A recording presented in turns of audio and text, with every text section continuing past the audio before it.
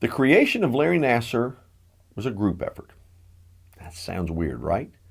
Larry Nassar, who is now behind bars for the rest of his life for sexually abusing female athletes, has engulfed not only USA Gymnastics, but also Michigan State University and the FBI.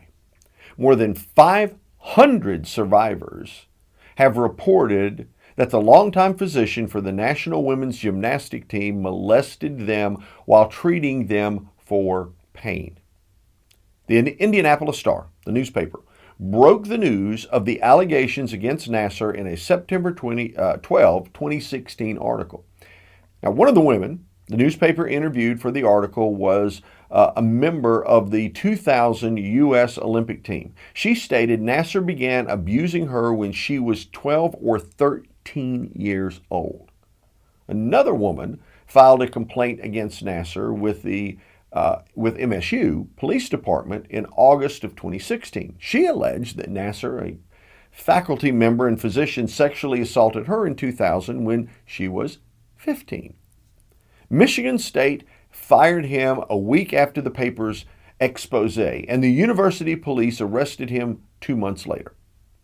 In July 2017, Nassar pled guilty to 3 child pornography charges. He possessed thousands of sexually explicit videos and photographs of minors. In November 2018, Nassar entered into a guilty plea in the sexual abuse of 7 girls he was treating for gymnastics injuries.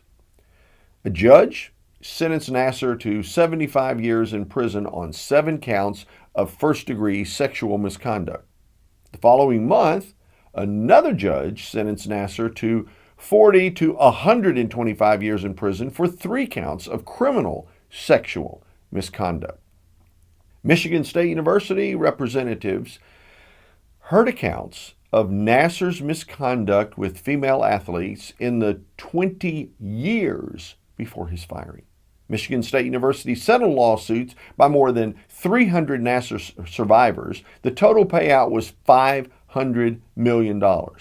The only MSU employee besides Nassar who served prison time in the wake of this massive scandal was his supervisor, William Stample, dean of the MSU College of Osteopathic Medicine. In June 2019, a jury found Stample guilty of neglect of duty and misconduct in office after investigators concluded he sexually harassed female students and failed to monitor Nassar properly. Former MSU president Lou Ann Simon also was charged with lying to police during the Nassar probe. Michigan State's interim president, John Engler, who took over when Simon resigned from her position in January 2018, turned in his own resignation 1 year later under pressure. In July 2021, a report by the U.S. Justice Department Inspector General stated the FBI made many grave mistakes in the Nassar investigation. The Inspector General became involved due to allegations that the FBI didn't respond quickly enough to complaints about Nassar in 2015. Although USA Gymnastics reported the incident to the FBI, the Bureau did not investigate until 14 months later. Now, as an ethics speaker and consultant, I can say with certainty that the scars caused by this monster will last a lifetime for each one of these victims.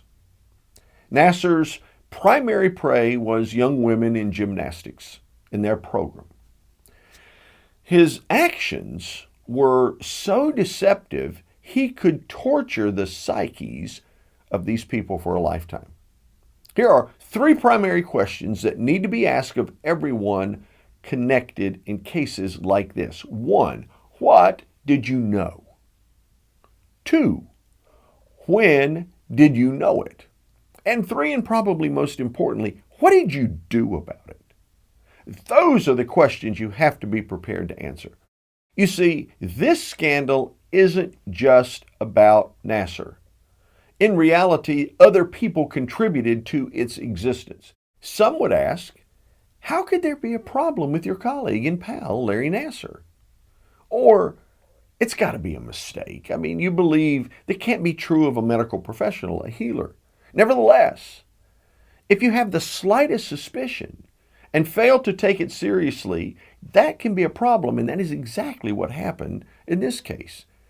Nassar shattered many lives. He was a serial abuser and pedophile.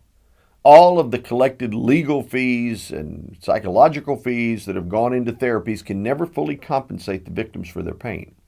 There will always be spiders like Larry Nassar, and they're despicable. What makes them powerful are the people who help them weave their webs. He had plenty of help to abuse for far too long. Only Nassar will pay the full price.